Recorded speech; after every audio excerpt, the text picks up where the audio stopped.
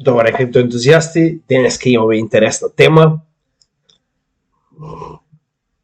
Конечно дојде и тој ден, еден ден пред официјалниот самит. Утре официјално почнува, 22 е практично така речено официјалниот почеток, но 21 очигледно ќе има веќе активности во Дурбан, во Јужна Африка. Сега, самиот 15-ти самит на БРИКС после 3 години, значи последните 3 години се немаат состанато, освен преку видео линк. Ова е прв пат да се состанат после 3 години официјално сите лидери заедно. Зошто е ова битно? Значи ќе поразговараме денеска на неколку битни прашања. Прво, нормално ќе поразговараме за тоа што уствари представува БРИКС, нормално тоа е основата за да може да видите за што уствари зборуваме. Потоа, кој се нивната позиција наспроти Г7, и се останато. Потоа ќе разборуваме за агенда, што моментално станува збор и што ќе се расправа на овој состанок во Дурбан, во Јужна Африка. Нормално ќе објасним и малку околу органите на БРИКС, затоа што се на некој начин повторно исто така исклучиво битни во оваа ситуација. И на крај нормално ќе објасниме како е ова уствари не само почеток, туку екстремно забрзување на дедоларизацијата, со тоа што имаме екстремно позитивни новости од Саудиска Арабија. Секоја чест на дечките што изгледаат како зимница во нашите земји, со ластикцето и со на глава, но како и да е, секоја чест на дечките ја одбара правилната страна. Ќе поразговараме малку повеќе околу тоа. Верувам дека ќе ви се допадне видеото. Се е со факти, така да ако ништо друго, барем од информативен карактер, дури да сте НАТО бот, би било паметно да го погледнете. Јас знам дека доста северџани дома ќе седат со мама и тато, пошто не е дозволено гледање на оваа програма без старател и родител ако станува збор за северџани. За останатите нормално ќе уживате во нашата содржина. Сега, прво и најбитно, нормално, се што треба да објасниме е од каде се тоа потекнува и каде се тоа води. Значи, пред да почнем со тоа кој БРИКС и што е БРИКС, само ќе ве потсетам уште еднаш на оваа слика, кога пред отприлика околу половина година разговаравме дека овој поздрав овде, ова да некој начин братство кое што моментално гледаме помеѓу Кина и Русија, скапо ќе го чини Западот. И она што беше кажано од еден на другиот дека моментално со здружени сили ќе направат нешто во светот кое што не е видено повеќе од еден век, моментално се реализира буквално на овој состанок, на овој самит. Значи, се ќе објасниме во детали, но само сакав да ве потсетам дека затоа ја ставивме оваа слика, затоа што е многу битна. Значи, на еден или на друг начин ќе биде дел од историјата, без разлика дали вие сакате или не. Сега, пред да продолжиме, уште еднаш ќе напоменам дека сите сме пристрасни, гледате ова видео од аспект на информации, затоа што на една или на друга страна едноставно тоа се работи кој што во светот се случува, без разлика дали или сакаме или не. Така да би било паметно за вас да бидете информирани на каде се тоа се движи, затоа што како што кажав, ова се информации кои што секој од вас може да ги провери. Така да без разлика дали сте на страната на НАТО и ЛГБТQ или сте на страната на нормалниот свет, така наречен БРИКС, кој што ќе има многу повеќе членки, останува на вас да одлучите што понатаму, но би било паметно за вас да го погледнете ова видео. Сега, за почеток можеме да погледнеме дека БРИКС уствари потекнува од БРИК. БРИК, верувале или не, уствари дадено од страна на Goldman Sachs, еден од економистите. Зошто е тоа така? Значи, пред приклучување на Јужна Африка од 2009 година, 2001 година се формира овој блок на овие економии основни, а тоа се Б за Бразил, Р за Русија, И за Индија и С или К во оваа ситуација КРС за Кина. Значи, БРИКС практично потекнува од овие основни така речено 4 членки, со тоа што од 2001 година е така формиран, а во 2009 е додадено и ова С за Јужна Африка. Сега, верували или не, пак ќе кажам, значи името потекнува од Goldman Sachs, значи потекнува од крајно капиталистичка организација, но тоа го прави само малку посмешно.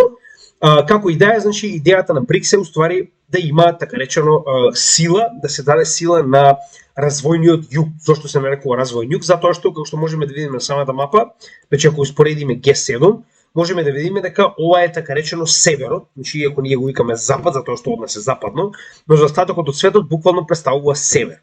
Па, така речено според економски развој, светот веќе не се дели на исток и запад, туку се дели на југ и на север. Затоа ако слушнете Г7 или северот, западниот развиет север и јужниот економски блок во развој.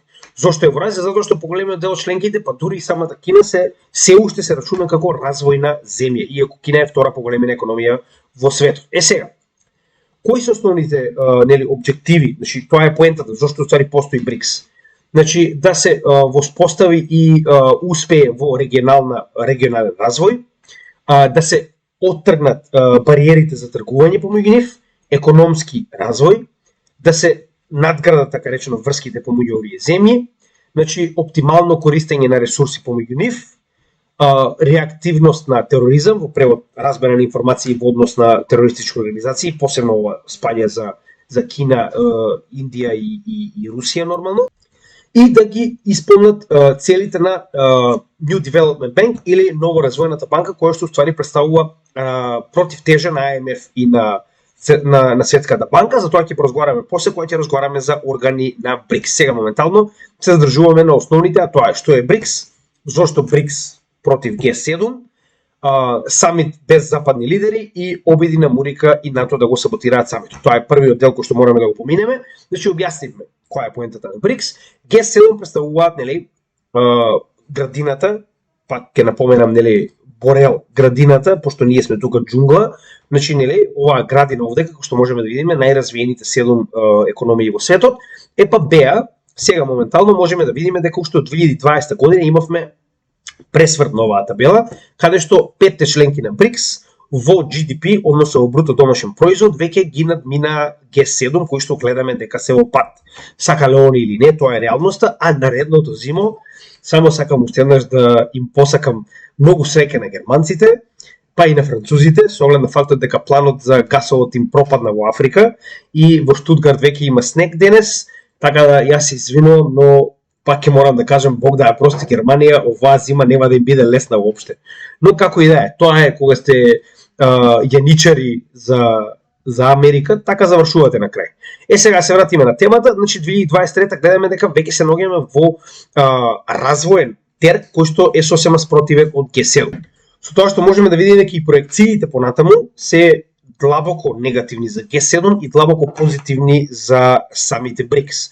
Така да во оваа ситуација би напоменал слободно уште еднаш, затоа што знам дека има многу луѓе кои што се крајно неинформирани и крајно против БРИКС. Проверете си ги овие податоци, верувајте ми, сето ова е јавно и достапно.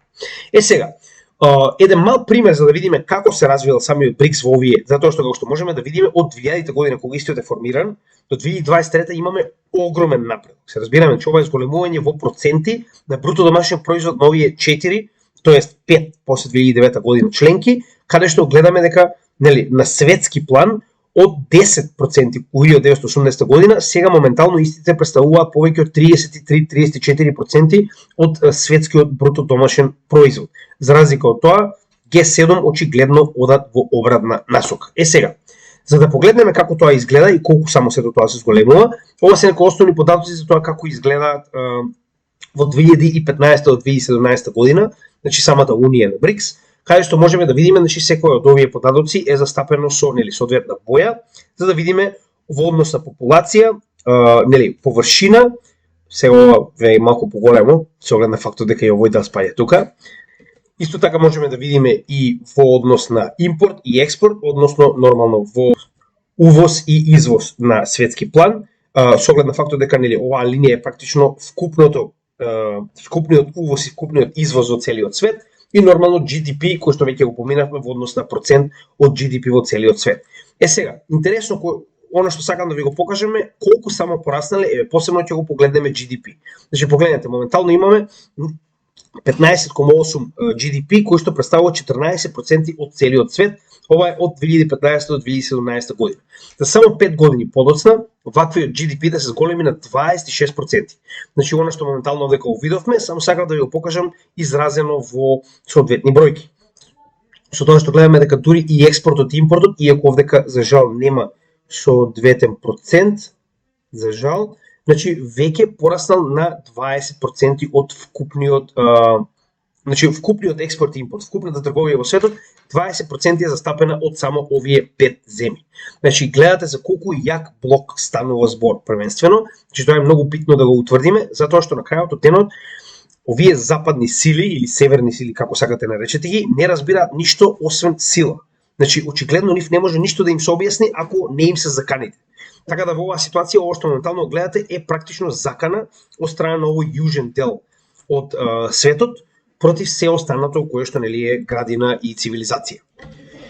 Почеток на покажување каде им е местото беше тоа што овој Збунетиов овдека, ако се сеќавате, повика, значи он беше практично за да биде повикан на БРИКС, дури упати официјално барање до председателот на Јужна Африка. По консултации нормално му беше кажано дека нема да биде со, како да кажем, несоодветен гостин, односно не си поканет.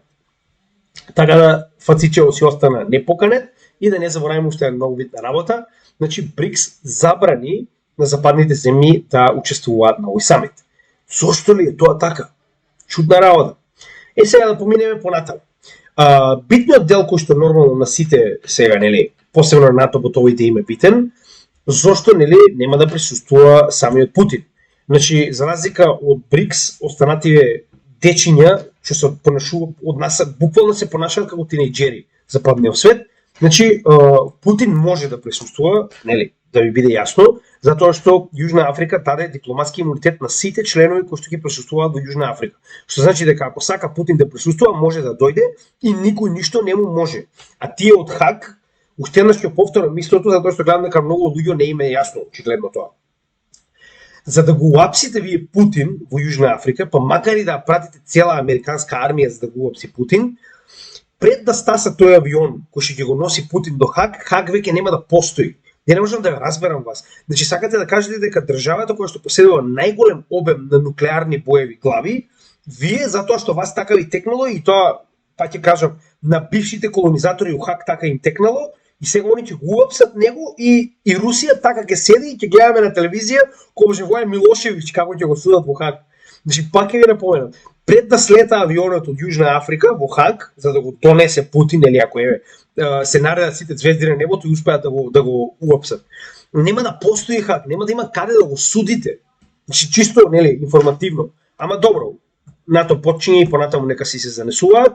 Значи, извинете, ама оваа видео ми е доста на срце, така да малку ќе бидам поекстремен. Сега, да продолжиме понатаму.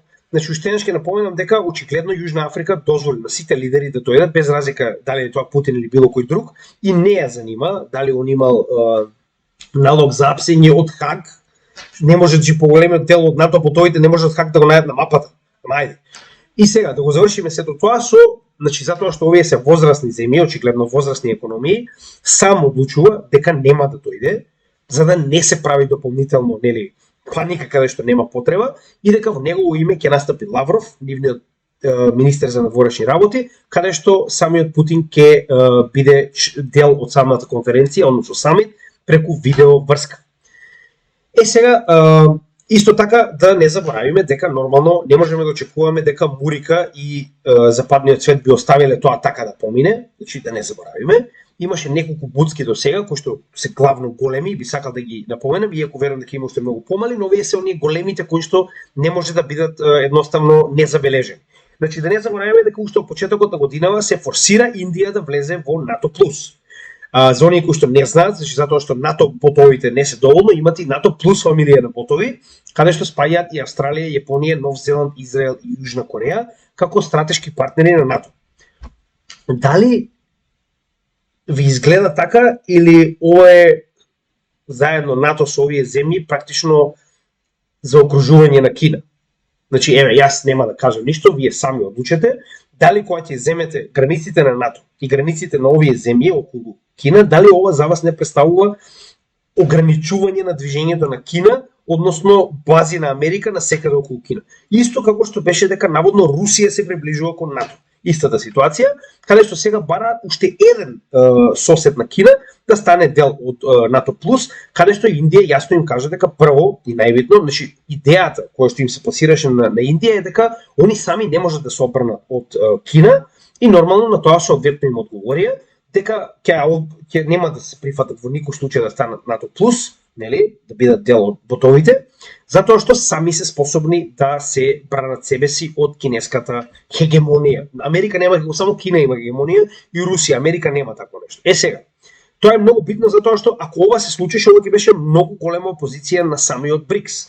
Која е поентата на Индија да биде дел од БРИКС, а да биде дел од НАТО плюс? Се разбираме? Така да ова е многу добра одлука на Индија да не ги меша овие работи. Така да тоа беше првата работа што на почетокот на самата година, кога буквално се форсираше Индија да стане дел од НАТО плюс. Тоа беше директно во опозиција на да се запре експанзијата на БРИКС.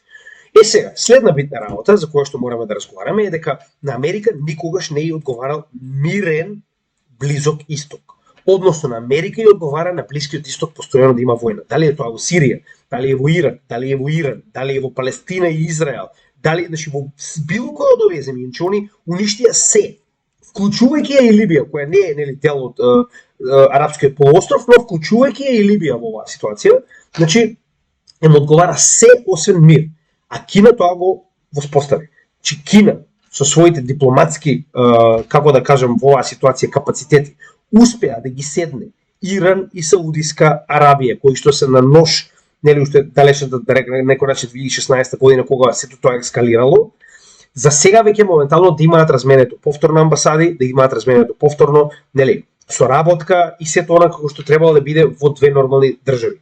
Пак ќе напоменам за оние кои што очигледно нели го забораваат тој дел, Саудиска Арабија е најголемата и најбогата суни и муслиманска држава, додека обратно Иран е најголемата шија муслиманска држава, каде што овие тензии се високи поради нели разликата во самите вери, како кај нешто се православните и католиците, но Кина успеа тоа да го надмине и моментално има мир помеѓу Саудиска Арабија и Иран, кој што во никој случај не ја одговара на Америка. Ако има мир, тогаш зошто е потребна на Саудиска Арабија и Америка? Договорот помеѓу Саудиска Арабија и Америка е во замена за сигурност да се тргува нафтата само во долари. Во оваа ситуација, ако вие сте ги смириле Иран и Саудиска Арабија, каде што поголемиот дел од конфликтите се директно поради надвласт на тоа која држава ќе има поголемо влијание. Зошто го велам ова? Да ги погледнеме конфликтите. Ги имате во Јемен. Јемен е една страна застапена од Иран, тоа се, ако не се лажем, беа хутите, другата страна е нормално Саудиска Арабија, која што не сака да има шија малцинство на самиот полуостров, кој што потенцијално може да направи проблем. На север, Сирија, каде што имавте нели отстранување на Асад од Арапската лига, нормално во покровителство на Америка, за сега исто да се врати. Асад беше поддржан од Иран и Русија, а нормално Арапската лига на страната на Саудиска Арабија, буквално имаме целосна опозиција, кој што нормално и одговара на Америка, затоа што тоа се држави кои што така речено се многу блиску до Саудиска Арабија и на Саудиска Арабија и е потребна заштита која што ја возможува Америка. Да продолжиме понатаму. Значи моментално можеме да видиме дека најголемиот проблем кој што се соочува Америка е првенствено губење на петродоларот. Петродоларот, ќе напоменем уште еднаш, е последната сила која што доларот ја има на светот и истата потенцијално моментално ќе ја изгуби и тоа буквално на овој БРИКС самит ќе го дознаеме. Зошто го кажав тоа? Значи пред само неколку дена, ако се сеќавате, ви напоменав дека Саудиска Арабија и Израел моментално Америка се обидува да ги смири колку може побрзо пред започнувањето на самиот самит, но очигледно тоа нема да се случи. Значи ако продолжиме понатаму, сите останати конфликти во Блискиот Исток се директно така речено закана за Саудиска Арабија. Колку помалку од овие имаме, а со оглед на фактот дека поголемиот дел од конфликтите се поради опозицијата на Иран и на Саудиска Арабија, вие автоматски доаѓате во ситуација во која што за Саудиска Арабија веќе не е потребно заштита. Се разбираме, може самата да се заштити. Така да во оваа ситуација, ако немате конфликти, Америка отпаѓа од целата оваа ситуација. Сега наеднаш нормално Америка мора да најде како сето тоа да го на некој начин смири, затоа што веќе беа избркани, ако се сеќавате кога дојдоа во почетокот на годинава да параат Саудиска Арабија понатаму да продолжи практично да ја намали цената на нафтата со тоа што ќе обработува поголема на некој начин сурова нафта и ќе произведува повеќе гориво, но нормално тоа беше одбиено од страна на ОПЕК, првенствено Саудиска Арабија, што беше непоимливо пред само неколку години од овие партнери. Сега нормално како тоа се обидуваат да го санираат, ако се сеќавате веќе напоменав, значи Америка и така речено нуди план за нуклеарни централи, кои што не само што ќе ги дозволи, туку дополнително и ќе помогне во нивната изградба и дополнително се нуди најголем ешелон на високи оружја кои што самата Саудиска Арабија ќе има, значи целосен пристап до нив, може да купи се што е потребно. Ево, видел? Така да се што се бара е да се воспостави мир со Израел, а додека Израел бара Саудиска Арабија да подпише договор, пакт со него, во кој што во случај на Иран да нападне, Саудиска Арабија во најмала ситуација барем нема да биде дел од тој напад, а дополнително нели бара и да стои на страната на Израел. Тоа е научна фантастика, можам да ви кажам веднаш, додека Саудиска Арабија не само што ја бара нуклеарната програма, туку бара и веднаш да се реши конфликтот со Палестина, што е исто така научна фантастика. Значи, цело дека постои Израел, Палестина нема да постои и обратно. Како и да ги сумираме работите, моментално овој договор паѓа во вода, ќе ви покажеме зошто, значи имаме некои интересни податоци кои што ги добив денеска, но како и ова е последната карта која што Америка ја има со цел да проба да ја одврати Саудиска Арабија. Зошто? Ваквиот договор имплементира повторно враќање на доларот во сите трговии на сурова нафта и на горива, нели? Нормално. Така да нормално Америка бара да го врати петродоларот, затоа што Саудиска Арабија како главна во картелот на ОПЕК е онаа која што така речено има и најголем глас да одлучи дали и понатаму ќе се продолжи трговија во доларот или не. Затоа и кажав дека Саудиска Арабија го има најголемиот глас моментално за тоа во која насока ќе се движи дедоларизацијата. Значи да бидеме реални, не само јас, туку и овие 5 основни членки и сите 23 кои што сакаат да се приклучат, заедно со вкупните 40 кои што имаат желба еден ден да бидат дел од БРИКС, има истата агенда. Дедоларизација. Не е ова дали вие сакате. Значи не може опаѓа моментот сега дали ние мислиме тоа е возможно или не. Да ги погледнеме фактите. Значи тоа е моментот. Моментот ќе ви го покажам само за неколку да речам минути кога ќе стигнеме до тој дел каде што официјално Саудиска Арабија само што и не го одбила се тоа. Сега ќе стигнеме до тој дел. За сега само ви покажував дека имаме неколку сегменти во кои што Америка се обидува да го спречи или барем у најмала рака да добие некој од овие членки кои што ќе биде на нивна страна. Се обидува да покаже сила. Да не заборавиме дека пред само неколку месец или два беше заканета нели упатена кон Мексико дека токолку продолжи со оваквото аплицирање за да стане член на БРИКС, официјално американската војска ќе влезе во Мексико да се бори против картелите. За само пред 4 дена да излезе мексиканскиот претседател да каже дека нема да размислува за БРИКС, туку ќе размислува за подобрување на односите со Америка. Како да ви кажам, ако тоа не е мешање во работата на БРИКС, не знам што е, но не е проблем. Време има, не се брзаме нигде, така. Сега. Значи не е ова БРИКС само 5 земји. Значи да ви биде јасно. Зошто е голем проблем кога ниту една од овие западни нели НАТО екипа не се поканети? Сега ќе ви покажам зошто. Затоа што на овој состанок се поканети 67 претседатели од светот. Тоа е 1/3 од земјите во светот. Низ цел свет, не зборувам сега само од еден континент, од цел свет. Значи 67, овдека се вклучени нормално и основните 5, кои што се така речено основоположници. Значи тоа треба да ви даде опрлика представа за колку голем самит станува збор. 1/3 од лидерите во светот се присутни овде моментално. Сега оваа страна на некој начин ви дава некои основни податоци за тоа што понатаму со нели самиот БРИКС, можеби не е лоша идеја да погледнете ако сакате, значи infobrix.org. Овдека интересно околу самитот, значи го прочитав целиот овој дел каде што буквално објаснува дека нормално првиот дел од самиот самит, сега ќе разговараме за самиот самит, ќе биде зголемување. Што е главната агенда, главната точка на агенда.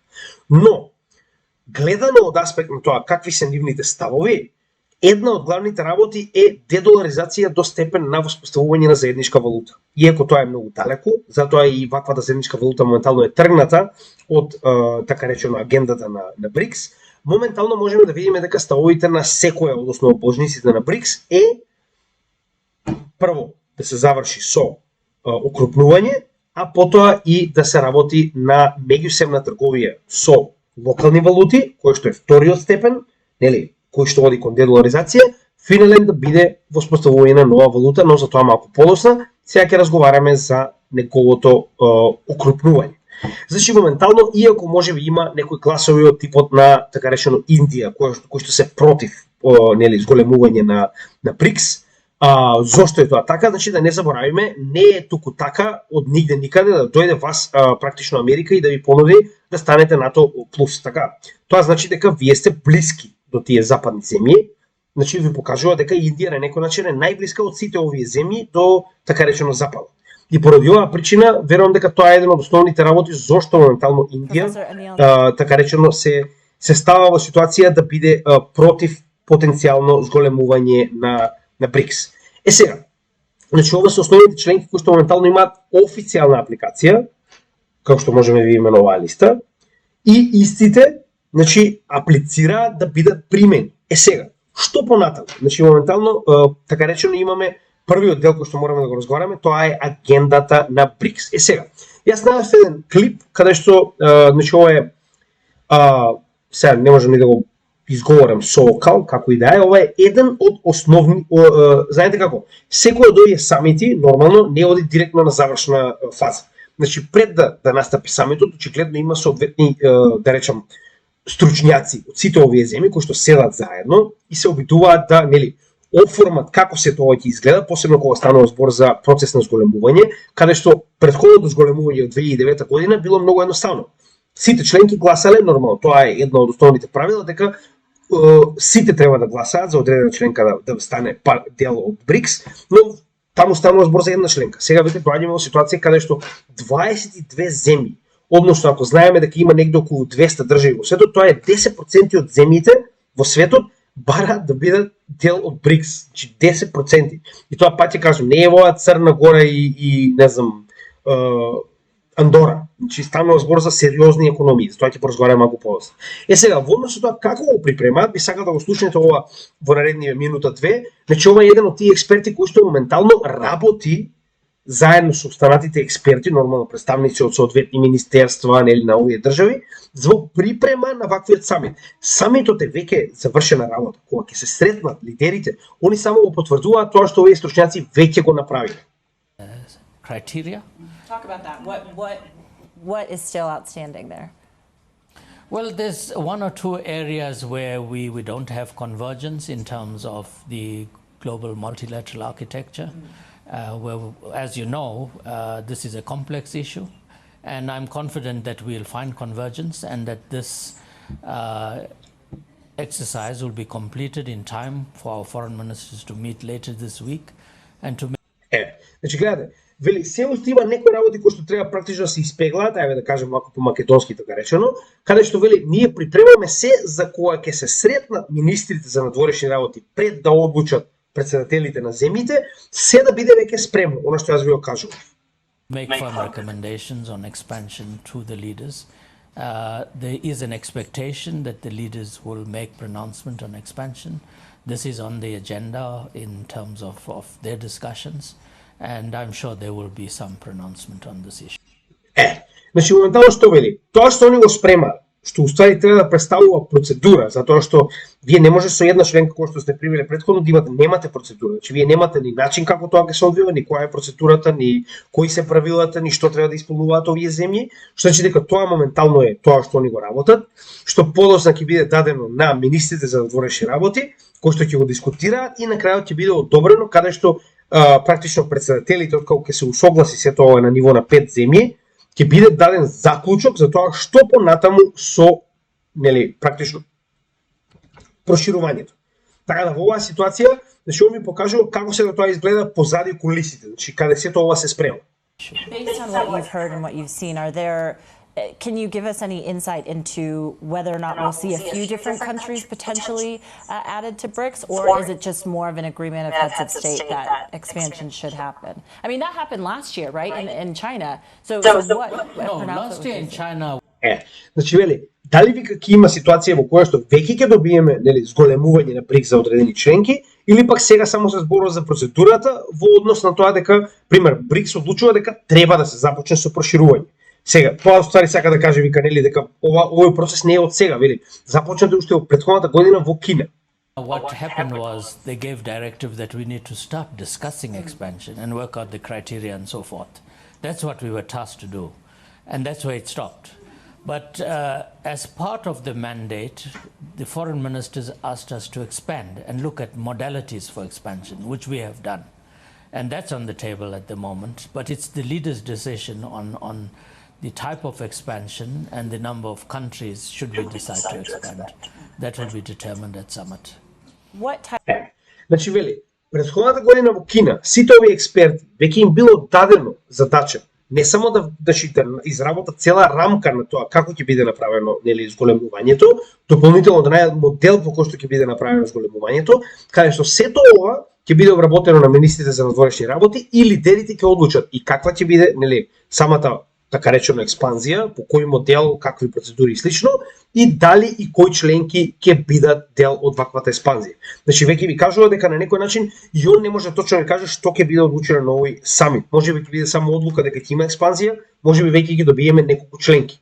Она што највеќе го знаеме во оваа ситуација е дека Саудиска Арабија, Обединетите арапски емирати и Аргентина се првите кои што потенцијално ќе влезат. Зошто е тоа така?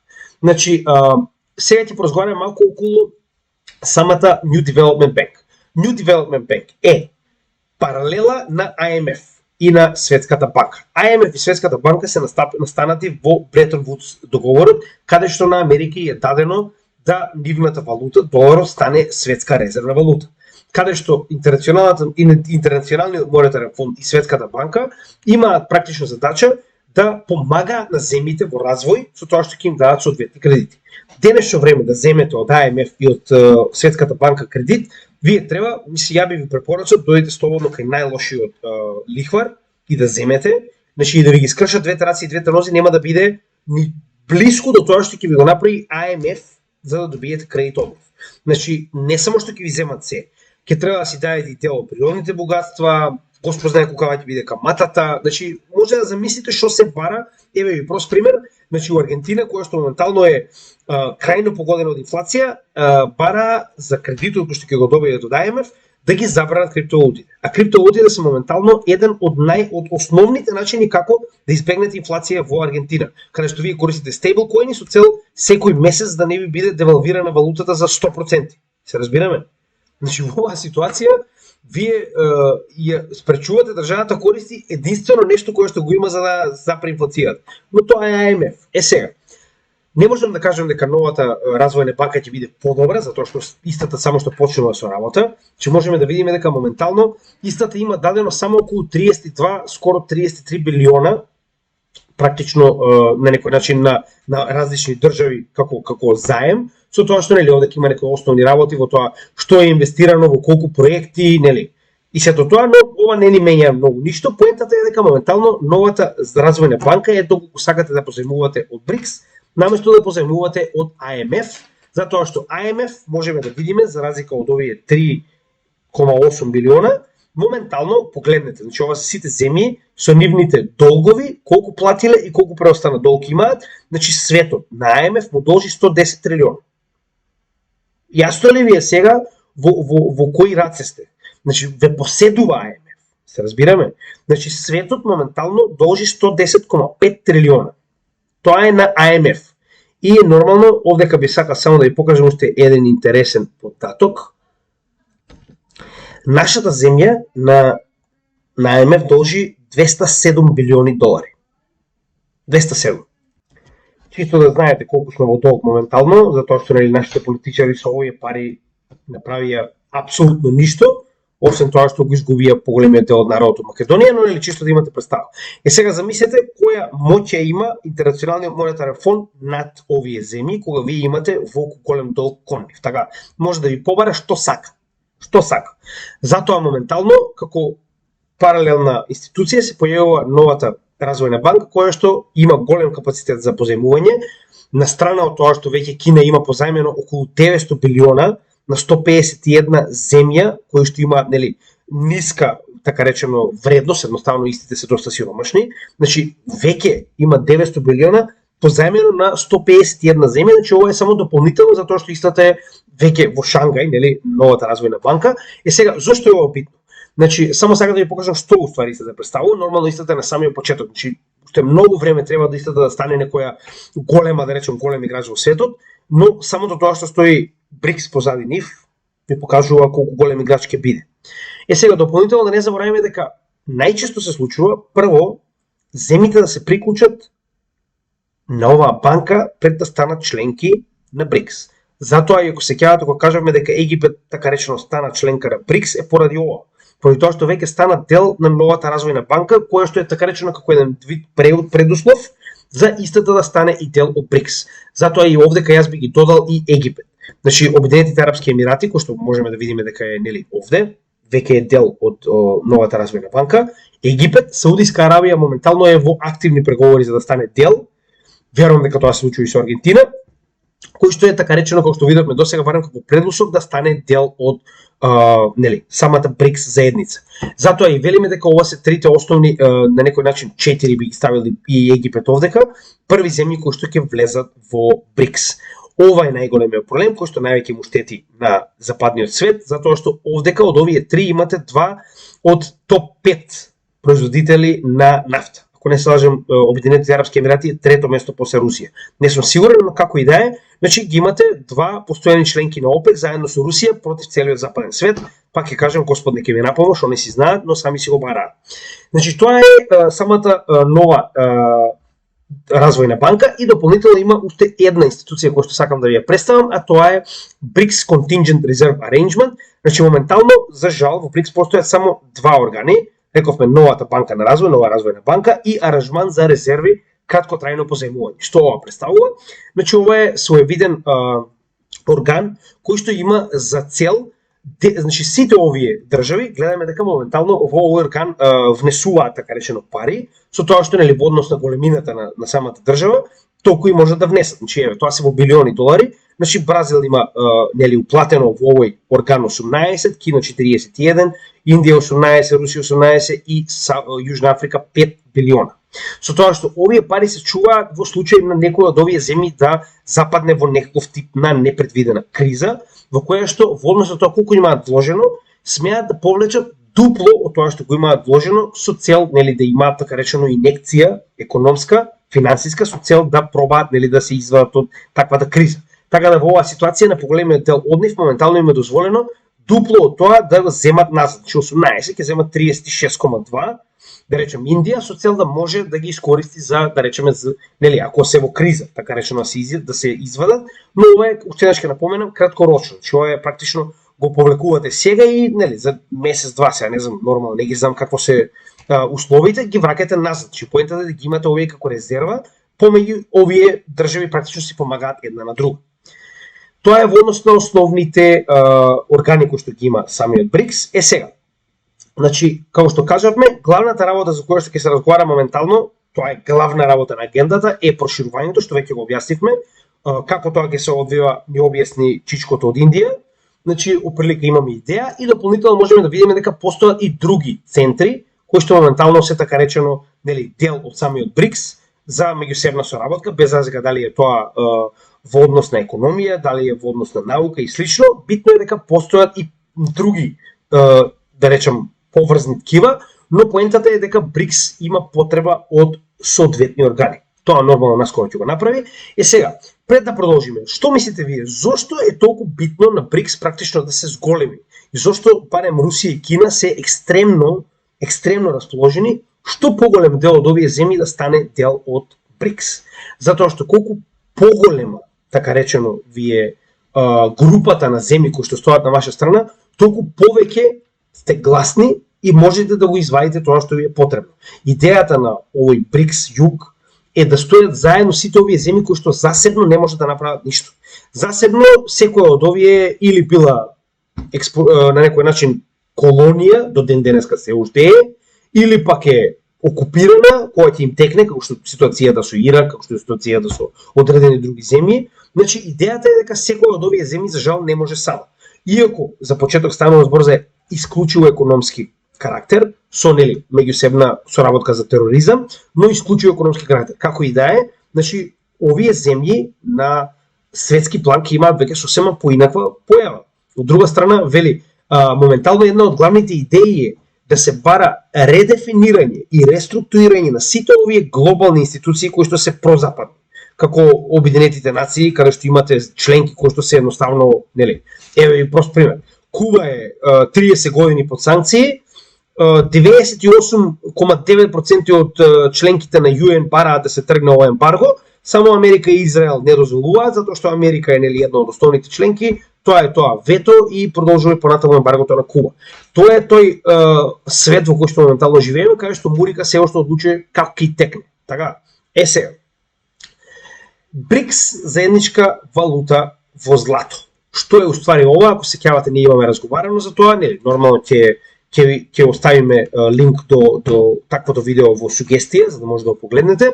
Што е сега овдека битно? Значи, се разговараше дека потенцијално и оваа заедничка, нели, потенцијална валута на БРИКС ќе биде дел од агендата на самитот на 15-тиот самит на БРИКС. Но моментално се донесува одлука дека се уште не е време за тоа и сега веќе влегуваме на вториот. Значи првиот рековме дека е исклучиво зголемувањето. Вториот дел е потенцијални органи на БРИКС нормално и третиот е користење на локални валути за надминување на потребата од долари, односно еднакво на дедоларизација. Сега, локални валути се однесува на тоа дека не само основните 5 членки, туку било кој што ќе влезе, ќе треба со овие членки помеѓу нив да тргуваат во локалните валути, односно се што се разменува, без разлика на каков тип на ресурс станува збор или услуги, помеѓу себе да бидат правени со користење на локалните валути. Односно, очигледно БРИКС е свесен дека се уште е рано за ваква заедничка валута, кога сега очигледно се работи на зголемување на самиот БРИКС. Во исто време, значи, отворено се кажува дека наместо да се работи сега на заедничка валута, ќе се работи на изнаоѓање начин како со размена на меѓусебни валути сите овие земји кои што се и ќе бидат членки на БРИКС ќе можат да го надминат оној неизбежна потреба за долари. Се разбираме? Значи, ако тоа успеат да го направат, они веќе се на дебел пат за дедоларизација. И да бидеме јасни, значи, тоа дали пак ќе кажам се свиѓа на светот или не, ова унија од 5 плюс 23 кои што моментално ги гледаме овдека, се заинтересирани само за една работа, а тоа е дедоларизација. Значи, на страна тоа што дополнително овој блок им даде и економска моќ и заштита и сето тоа, првата работа е дедоларизација. На сите им е смачено од Uncle Sam. Значи, да ви биде јасно тоа. И сите тоа јавно го кажуваат, и ќе ви го покажам. Овој дел овдека е се примери за тоа како луѓето кажуваат дека е време за дедоларизација. Сега, но тоа не го менува фактот дека се најавува дека не само што се работи активно. Значи, ова нова развојна банка моментално работи активно со стручњаци од сите овие земји од БРИКС за тоа како може да се воспостави и како би функционирала потенцијална БРИКС валута дополнително. Дали ќе биде криптовалута, дали ќе биде CBDC, дали ќе биде во нели покритие на злато, сето тоа се организира во меѓувреме. Затоа може да погледнете повеќе во видеото во сугестија нормално. Сега, само да напоменеме за сите оние кои што велат дека тоа не е возможно. Да не заборавиме дека од 1945 година наому се работи на Европска унија, каде што дури после 57 години во 2002 година официјално имаме евро. Верувајте ми, јас лично бев на некој начин може би дете, но се сеќавам кога луѓе кажуваат дека нема шанси евро, тоа е научна фантастика. Да се случи сите овие земји да користат иста валута. Научна фантастика. Вуала, 2002 година, 57 години подоцна, евро е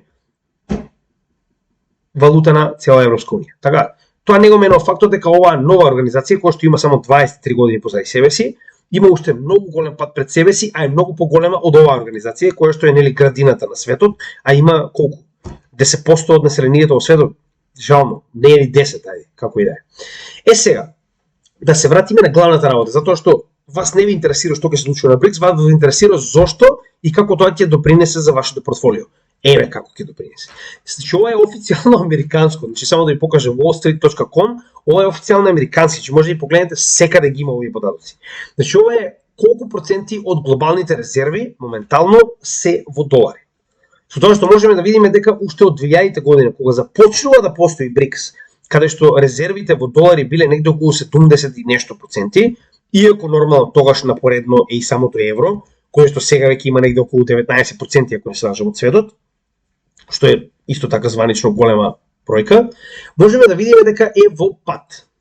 Дури во последниот период од 2017 година наам, гледаме дека во екстремен пат, значи од 2000 година, од 73, паднал на негде 58%.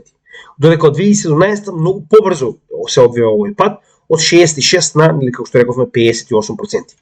Значи, ова како што може да видите е терк, односно ситуација која што трае веќе некое време, че ова не е од вчера. Само сега е многу позабрзана од претходно. Со тоа што Саудиска Арабија го стави последниот клин на ковчегот. Сега да покажеме, значи сега знаете како се враќаме на тоа, има доста само момент, сега ќе ви покажам. Би сака да го споделам ова видео со вас, станува збор за, јас искрено не знам кој е Чичково. Значи моментално темата е дедоларизација и го прашуваат, ама он е некој си голем бизнисмен од Америка. И само ќе ви го напоменам ова, затоа што пред некој ден го гледав и не може да си верувам, значи, нели, колку само во заблуда се живее, ама нели, еве јас пошто ние живееме во заблуда, вие што сме небањативе комунисти, значи јас ќе го пуштам ова и понатаму ќе продолжам да видиме кој управо, дали јас или Чичково со пенкало во уста. Значи дечкото се вика Майкл Макори, појма немам кој е, искрено немам појма, значи не ме интересира, ама е некоја голема фаца, има некоја голема компанија, бла бла бла, доволно голем за да биде на Китко Ньюс. Китко Ньюс е еден од каналите кои што навистина ги следам, има многу добри аналитичари. Значи девојката секоја чест навистина знае што зборува, станува збор за екстремно интелигентна водителка која што навистина знае што да праша. Моментално го прашува што мисли за дедоларизација. Значи што мисли, дали ќе настапи дедоларизација и сега, значи он во исто време, уствари сега да не го пуштаме ли цело тоа клипче каде што он се смее, нешто гримаси прави, еве да слушнеме што мисли еден класичен муриканец во однос на потенцијалот на дедоларизација, па да видиме што се случува во светот. So, what is your outlook on de-dollarization and this trend? And do you think that the BRICS pose a serious threat to the dollar? Can you describe the word disdain? Do you think you would recognize disdain if you saw it in the face of another person? Depending on how expressive they are and how much Botox they've had, yeah, probably. Do you see disdain in my face? Not so much. Really? I'm not trying hard enough.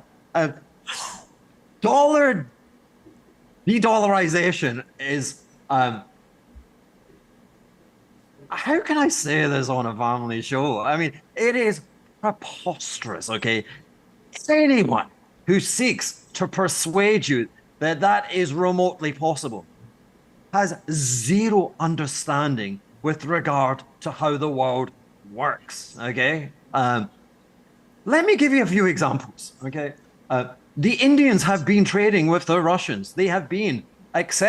Значи нема да навлегувам понатаму, значи се што треба да знаете дека е еден класичен Uncle Sam од Мурика, вика, значи тој што ќе ве убедува дека има дедоларизација, вика нема никаква поврзаност со економијата, нема појма како функционира економијата. Сега, нели, фацка што изгледа на кили во американска верзија, би сакал само нели да споделам неколку вести, па да видиме сега дали јас или он, кој од нас двајца нема поим во однос на тоа, нели, како функционира една економија. Прво да не забораваме дека веќе главниот обем на трговија помеѓу Кина и Русија се одвива во ЮН, во РМБ. Значи се одвива веќе долго време и уште одамна го надмина доларот во нели меѓусебната размена во однос на резервите кои што се држат помеѓу овие земји за меѓусебната размена. Така. Значи тоа е Кина и Русија, добро, за нив веќе знаеме, нели? Секој ќе каже, абе добро, тоа веќе е познато, така? Сега. Значи асоциација на јужноазиски нации. АСЕАН, така. АСЕАН моментално уствари кој представува, да погледнеме. Значи Мјанмар, Лаос, Тајланд, Камбоџа, Виетнам, Филипините, Малезија, Брунеј, Сингапур, Индонезија, Папуа, Ист Тимор и нели, тие што прилика тие, така. Сега нормално овдека ќе кенкаат, имаше некои коментари од типот колку е на вие GDP 5%, 3% во ред. Знаете ли за колку голем број на луѓе станува збор? Значи ова се тешко милионски земји. Ама добро, како и да нели сите ја разбираат, така да уред. Добро? Значи што вели? Нормално моментално се вели дека АСЕАН начело со Кина, кои што беа поканети за да се разговара ова со Кина, се договорија сите помеѓусебни трговии да бидат направени во локални валути, да не заборавиме, значи многу интересна работа, каде што Филипините се еден од клучните соработници на Америка, имаат повеќе од 10-15 американски бази. Значи Филипините ќе биде клучен играч во потенцијална одбрана на Тајван во случај на кинеска агресија. И сега Филипините присуствува и вика ние ќе се откажеме од доларот во меѓусебна трговија помеѓу сите овие земји, нормално, ова понатаму знаете каде се движи, така. Следни, да видиме кои се следни. SCO, што представува SCO? SCO представува Shanghai Cooperation Organization, односно ова е она шангајска група на земји, значи станува збор за централните земји во Азија, значи Кина, Казахстан, Киргизстан, Русија, Таџикистан, Узбекистан, Индија и Пакистан. Значи во оваа ситуација станува збор за многу голема група на земји, ајде во ситуацијата ќе ги земеме Кина, Индија и Русија, но повторно Пакистан и Казахстан се екстремно големи земји и овие останативе станови кои што претходно се нели делови на СССР, тоа се голема група на економии, така вели. SCO, значи, се движи кон целосна дедоларизација, каде што помеѓу себе нормално иста ситуација. Ќе разменуваат сопствени валути за меѓусебна трговија. Така. Сега најтешкиот дел, исто така во оваа ситуација, тоа се, значи, сега нели ги има многу, но овие кои што се најголеми и најклучни, така. Значи сега ја покривме практично цела Азија. Цела Азија, со исклучок на Јапонија и Јужна Кореја, е за дедоларизација. Значи тоа се само две земји. Се извинувам, и Тајван, запоравив, и Тајван исто. Значи, Голф, знаете дека тоа уствари заливот, нели, Голфскиот залив, дополнително ово уствари ни представува Арапскиот полуостров. Така, да видиме што се случува таму. Сега се враќаме на ова прво, ако се сеќавате, каде што разговаравме дека моментално Америка се обидува од петни жили да направи нешто за да се дестабилизира самиот Близок Исток повторно. Иако до вчера се уште има потенцијални резерви дека навистина можеби Саудитска Арабија ќе го прифати овој план на Америка, денеска сум сосема обратно расположен со однос тоа што гледам во последниве неколку дена. Значи, Саудитска Арабија уште од почетокот на годината кажа дека е отворена за трговија на нафта и нафтени деривати во други валути освен долар. Иако се уште тоа активно не го направила, значи тоа да го кажете, тоа значи дека вие официјално се откажувате од партнерството со Америка. Дополнително, гледајте го ова, значи ова дојде до мене сега, пред само неколку часа, од вчера е ова, пазете го ова сега. Вели, Саудитска Арабија држи најмала количина на нели обврзници на долг практично на Америка во последните 6 години, со тоа што во јуни продала 3 билиона од вкупното количество долари во вакви обврзници. Дали тоа вас ви изгледа како земја која што сака да биде и понатаму партнер на Америка и да продава само во долари? Мислам, нели, ова нека биде одговор на прашањето. Така, значи ви покажува многу. Останува да видиме што ќе се случи на самиот самит. Следна работа. Индија само што ја направи првата продажба на купување, така речено, на нели нафта од Обединетите арапски емирати во индиски рупи. Што значи дека и Обединетите арапски емирати, кои што се втори или трети или четврти, тоа се извинувам, производители во светот по нафта, очигледно веќе не сакаат да тргуваат во долари. Иста ситуација. Значи, пред само еден месец во јуни, 4 билиона од американските обврзници се продадени од страна на Обединетите арапски емирати. Дали тоа овие земји се свесни за тоа што кажувам дека имате масовно задолжување на Америка затоа што не знаат што да прават со самите себе си или не, останува да видиме. Но очигледно нешто се случува што ги тера овие земји од нивниот најблизок партнер да ги продаваат обврзниците кои што до вчера се сметаа за најсигурна инвестиција во светот. Така. Сега да продолжиме понатаму. Значи сега покривме практично цела Азија. Блискиот Исток очигледно ова се два најголеми производители на нафтени деривати. Сега од кога ги покривме овие два најголеми производители на нафта, да видиме што прават останатите земји на да речем Блискиот Исток. Да не разговараме за тоа колку Иран сака дедоларизација и колку сака да биде член на БРИКС, само што Индија има голем проблем со Иран, очигледно поради неговата радикализација, мада јас не гледам проблем таму. Како и да е, значи Иран вели, председателот на Иран вели, дека дедоларизацијата е клуч за фер интернационален систем. Зошто ли го вели тоа? Да не забораваме дека во Ирак моментално е забрането да имате долари. И дека ако ве најдат со долари, ќе бидете во затвор. Значи, од каде ли таа љубов на Ирак кон Америка? Еве, јас не можам да разберам, ако некој од вас знае, нека ми остави во коментар, би сакал да знам. Од каде ваква љубов на Ирак кон Америка, нели? Не знам зашто им се против оваа ситуација. Значи, целиот Блиски Исток, така речено, моментално работи на дедоларизација. Ама не, го видовте чичкото со пенкалото, он ви кажа. Значи, треба да сте надвор од нели, овој свет за да мислите такво нешто.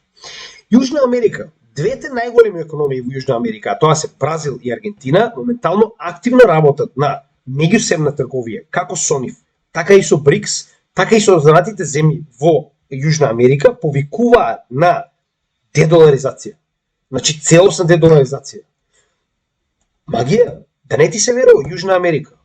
9 афрички земји стануваат дел на PAPSS, платформа која што работи на дедоларизација, каде што се каже дека ова Афрексим банка ќе биде уствари онаа која што ги покрива, така речено, размените помеѓу овие земји во локални валути, така речено ќе прави едначење на овие валути помеѓу себе, со цел да не мораат да користат долари. 9 земји, че ова не е малку, 9 земји од Африка, значи се дел веќе од оваа унија. Значи и афричкиот, сега, дали промашив нешто тука? Че го имате скоро цел азијски континент, потоа ги имате скоро сите земји што се битни во Блискиот Исток, па имате 9 афрички земји, па ги имате двете најголеми земји во Јужна Америка, а што мислите дека останатите земји во Јужна и Централна Америка ги сакаат американците или го сакаат доларот? Значи ова е само, нели, моментално ова се сите нови вести во последните неколку месеци каде што сите овие земји активно очигледно работат на дедоларизација. Така. Сега само момент. Пак би сакал да го пустиме чичкото. Dollar de-dollarization is how can I say this on a family show? I mean, it is preposterous, okay? Anyone who seeks to persuade you that that is remotely possible has zero understanding with regard to how the world works, okay? Ете, момци, значи очигледно јас не знам како функционира светот, јас и останативе 70% од светот не знаеме како функционира, ама Кили од Америка ќе ви каже како се тоа се прави. Сега пред да продолжиме понатаму, имаме една многу интересна работа која сакам да ви ја покажам, а тоа е овде, каде што Чичко од Индија многу добро објаснува што понатаму со нели идејата за БРИКС и зошто е толку битно. Значи од каде, сега гледате од друга уста да слушнете, зошто е толку битна оваа дедоларизација и како истата настапува. Дали ова директно што го прави БРИКС за тоа да се случи или пак е индиректно ефект од тоа што моментално го прави БРИКС. That factor of the conversations you're having. I think it's very important you have a body from the global south championing issues of the global south collectively in terms of working together with all global partners in addressing the fault lines that exist, the outdated structures that we have in terms of the geopolitical, financial, economic architecture. And I think the Значи до сега вели вака. Значи вика многу е битно да има вика така речено еден шампион, организација како БРИКС, кој што ќе ги застапува интересите на овие јужни земји кои што се во развој, кои што очигледно сами за себе не можат доволно да се застапуваат и се едноставно безчујни. Значи тивки никакви се за жал во оваа светска капиталистичка така речено планета. Вели, значи на некој начин БРИКС да ги застапува и така речено оно што јас го кажав, да бара промена на овие outdated, значи овие стари инфраструктури кои што се воспоставени од овие колонизатори, со цел да се најде нов начин како да се направи едноставно еднакво за светот помеѓу нели овие развојните и овие развиените, мислам градината, се извинувам. Значи очигледно тоа се обидува БРИКС да го направи. only time you will see change when you have a powerful force working towards that change, working independently as individual countries. You're not going to have that gravity. But BRICS has created gravity around itself, and I believe if it does expand, and which is highly likely, that gravity is going to become even heavier. And Значи тоа што јас ви го кажувам, че сама земја секоја од овие кои што моментално се на листата, па дури оние големите, па макар и Кина која што е втора големина во светот, нема да има доволно сила да направи некоја голема промена. Но вели, гравитацијата која што се створи околу самата БРИКС, овие основни 5 членки, дополнително зголемена со гравитацијата која што ќе ја добие од сите овие членки кои што ќе се приклучат, зборуваме за овие 23 и вели голема е шансата да се приклучат, значи ќе дојде до ситуација каде што БРИКС ќе биде со многу појак глас во светот, каде што веќе нема вие дали сакате или не. Не е до вас, значи едноставно кога кажува волку голема маса на луѓе, кои што представува повеќе од 60-70% од популацијата во светот, не ви останало ништо освен да слушате. Ова, иако пак ќе кажам, значи Кина и Русија не се добри актери, но кога станува збор за двете зла, го бирате помалото, значи тоа не е ни ствар на разговор. Од друга страна, значи они се обидуваат да направат мултиполарен свет во кој што и помалите ќе имаат глас. За разлика од тоа кај што Пак ќе кажам, градинава ви кажува како ќе биде, градинава ве поседува и градинава ви кажува што понатаму. Значи, градината Европа, мислам, минели Мурика. And I think you cannot ignore the principles we are championing to create a multipolar world, a multi-civilizational world, multicultural world, and an inclusive world where no one is really left behind. And part of that too, in a lot of the discussion. Значи, гледате, поентата е мултиполарен свет. Не може да си го разберат тоа, значи, западниве земји, затоа што они се научени да бидат главни. Се научени они да кажуваат, ние само треба да слушаме, нели? Ние сме тие третиот свет, тие земјите од третиот свет. Јас тука се соочувам со истата ситуација. Земјите од третиот свет, дојдени сме ние од негде, ме разбирате, од Марс сме дојдени овде. Така да, и уште на интересна работа денеска, од професорот Димитар Апасиев, морам да спомнам, значи кај него најдов на зид, иако беше постирано од некој друг, вели, во 2000 година, значи како што можеме да видиме според легендата, ова се земите кои што во плава, значи главен трговски партнер им била Чичко Сем Мурика, а оние во црвене се каде што поголемиот дел од трговијата ја правеле со Кина. Така. Значи да не забораваме, ова активно ви кажува уствари колку капитализмот владеел за разлика од нели во оваа ситуација, иако ова е капитализам, е повторно друга сорта на капитализам. Така. Еве денес за 20 години. Па толку има останато. Сега мислам да ви стане јасно прво колку има Кина сама по себе влијание врз овие земји кои што поголемиот дел од нивното тргување го прават со Кина. Значи чисто да ви стане јасно каде се движи светот. Не е тоа дали ние сакаме или не. А ција сирота, Господе Боже, на апарати, не може да си веруваат. Сега, за крај, многу битна работа е да го се вратиме на оној круг, се разбирате, на она целина за која што разговаравме, каде што сакале ние или не, едноставно секоја империја има свој почеток и крај. Повторно, тоа е главната цел на БРИКС.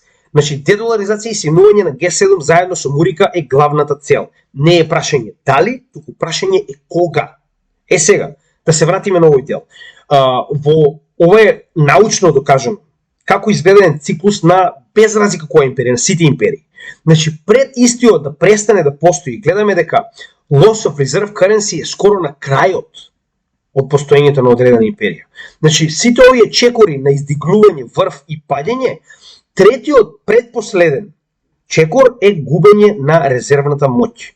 Ако ова според вас не е губење на резервната моќ, вие кажете ми, тогаш може би јас не разбирам. Еве, Чичко ќе ни каже подобро, така.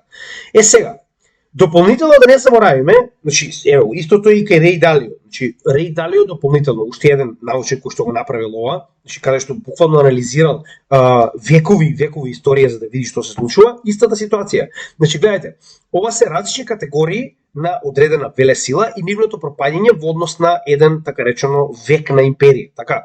Значи, се пропаднало, гледайте, значи, образование, трговија, иновации, војска, значи, компетитивност на пазарите, финансиски центар и аутпут, нормално тоа е производство. И на крај последна, и тоа далеку последна, е статусот на вашата валута како резервна валута во светот. Што е последно нешто кое што го губи една веле сила пред да престане да биде веле сила. И сакале они или не, тоа е реалноста. Моментално Кина се движи нагоре, а Америка се движи надоле. Нормално ниту една сила во светот не рекол, знаеш што, ќе се откажеме, готово, толку мирно ќе ја предадеме нели власта и оваа хегемонија на следната веле сила во светот. Никогаш не се случило. Погледнете, значи, во оваа ситуација Британија да не се откажала од своите колонии лесно. Значи, да не забораваме колку цивилни војни имало по тие колонии, колку мртви, пред конечно да ја преовлада, така речено, низината претходна колонија Америка. И дополнително е многу битна работа која што е потсеќа на овој Чичко. Значи, не заборавајте. Замислете, да речем, 50 години пред да падне Рим, кога, нели, се знае, оно официјално напишано во историјата, каде варвар ќе седи на престолот во Рим. 50 години пред да падне Рим, замислете да дојде некоја будала како мене во сенатот на Рим и да каже дека за 50 години ќе дојде варварски крал и ќе седи на престолот во Рим. Нечист некој таков со кожи, никаков со брада како мене, нели, не бањат што викаат у СДСШ, ме разбирате? Замислете да кажат дека некој таков ќе дојде и ќе седи на престол. Па цел сенат би плукал, би ви се смеел, вие би биле виц, значи виц во сенатот, така. Ајде вака да погледнеме сега. Истото замислете сега во 100 години пред да пропадне Британската империја, во низиниот најголем, нели, ефект, буквално кога била втора по големина империја, нели, одма после Джингис Кан, се извинувам, трета Джингис Кан, Александар Македонски, после тоа е британската империја. Замислете некој да дојде со перикиве седат таму тие со, нели, како и да се вика оние за виткање, значи со фитлери си седат овие со перикиве таму дотерани, нели, пудрени по стандарден, нели, европски ЛГБТ представник, и да дојде некој да им каже, знаете дека колонија, овие небањати што ги однесовте таму затворениците, ќе ве сменат и нема да биде веќе фунтата, нели, резервна валута во светот. Замислите како би помирале, би ве стрелале, не знам, би виселе на среде Лондон, така. Па сега моментално се наоѓаме во тој момент каде што е вакви наркомански фаци, ви кажуваат дека дедоларизација, па нормални ли сте што зборувате. Па јас сега на пример имав доста примери, а вие ако сакате погледнете го видео, на пример овдека како и да се викаш овој Хју Хендри, се извинувам, Хју Хендри. Значи Хју Хендри, Kid News, ако сакате погледнете, он ќе ви каже зошто нема да има, сега да не договлекувам. Како и да е, тоа е се што имав за БРИКС да кажам, значи јас верувам дека ја појасниме работата каде сето ова оди, и ова е уште една реченица која што е доста интересна во нашата земја, ја знаеме од една моментално затвореничка, мислам дека знаете за кого спорувам. Ама не се секирете, ние станавме дел од НАТО, на залезот на Америка, значи за жал тоа е една многу реална вистина, и следен пат кога ќе ви кажат вашите политичари, тие што седат у парламент, дека нема друга опција, не има. НАТО и Америка и Европа не се опција. Тоа е робија. Има опција. Еве, воа е опцијата. Така да следен пат кога ќе прашаат вашите политичари дали има опција, има. Е, ова е опцијата, и оваа опција многу наскоро ќе стане реалност. Затоа се брза моментално да ви го сменат уставот, значи да ни ги сменат имењата, историјата, значи да дадеме се што имаме да дадеме пред да влеземе како измекери во таа Европска унија, наспроти тоа што овдека ќе бидеме рамноправни членки можеби еден ден, но нели, што ви викаат вас тој келавиот што е у парламент премиер, не знам што е. Нема опции, нема. Нема само Европската унија, друго не постои. Градината. Гледайте на градината и не се секирајте. Како и да е, значи знаете и сами каде сето тоа се движи, нели, да не долго лекуваме. Ако ви е нејасно, погледнете Архангел, Убер Македонише, мислам дека ќе ви стане многу појасно околу тој дел со Европа и момци. И само за крај, нормално, само да се навратам на кратко, значи многу од луѓето кои што постојано ми кажуваат, нели, прати ми адреса, сакам да ти пратам, прати ми адреса, значи видете. Јас не можам да наплатам и нема да наплатам, значи како што стои во секоја дескрипција на секое видео, значи каналот секогаш ќе биде и е бесплатен. Значи се додека македонскиот народ и понатаму сака да слуша она што јас го имам да го кажам во однос на крипто и економија, ќе остане да биде бесплатен. Така да, ако сакате да ме почестите кафе, еве, да го ставиме така тоа. И не сакам да ве навредам, затоа што многу од луѓето го сваќаат тоа како навреда, кога не сакам да примам една обична пијачка, нели, за тоа што сум го направил до сега. Во ред, ми се допаѓа мојата работа, значи ова се моите адреси. Би ве замолил, значи во секоја дескрипција на видеото ќе бидат понатаму адресите, ако сакате да ме честите кафе, во ред, значи нели, да не ве навредам, слободно пратите некоја мала донација, но не претерувајте. Значи пак ќе ви кажам, јас на вистина сум во ред во Малта, значи немам потреба да наплаќам оваа материја, но не сакам да ве навредам и затоа го оставам ова и ќе биде во секој видео во делот од дескрипцијата пред да продолжиме да објаснуваме што понатаму со самото видео, каде што ќе можете во било кој момент да пратите доколку сакате, пак ќе кажам, да ме честите кафе, со тоа што дополнително на овој линк, ако кликнете, може да практично буквално да ме честите кафе. Значи ова е апликација која што ја најдов за да олеснам работата, затоа што многу од луѓето ми параат, не знам, различни, не можам да ги имам сите wallet-и за жал.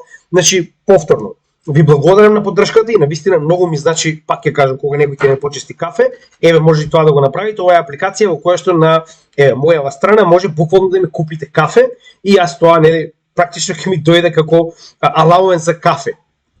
Како и да е, значи како и секогаш ви благодарам и уште еднаш ќе напоменам, каналот ќе остане и понатаму и секогаш ќе биде бесплатен. Никогаш нема да има скриени групи, никогаш нема да има, не знам, платете па ќе ви кажам, обуки, ништо од тој тип. Значи ова што го работам е исклучиво за едукација на македонскиот народ каде и да се наоѓа во светот и како и секогаш единствено што барам од вас е, ако може, доколку ви се допаѓа овој канал, доколку ви се допаѓа овој материјал, да го препорачате затоа што гледате дека немаме никакви материјални, никакви маркетинг материјали. Единствено е нели од збор на збор, веруваме дека ако ви се допадне материјалот ќе го препорачате на оние кои што сакаат да научат нешто повеќе околу крипто и економските нормално да речем, структури во светот и оние стандардни лайк, шер, сабскрайб, не ме кошта ништо, значи на тој начин помагате на самиот алгоритам на YouTube да го сподели нашето видео. Тоа е се што имаме за денеска, се надевам дека ви се допадна. За крај повторам, нели овдека може да си прочитате и имајте добар ден, се гледаме во следното видео. Поздрав од Крипто Гемиче.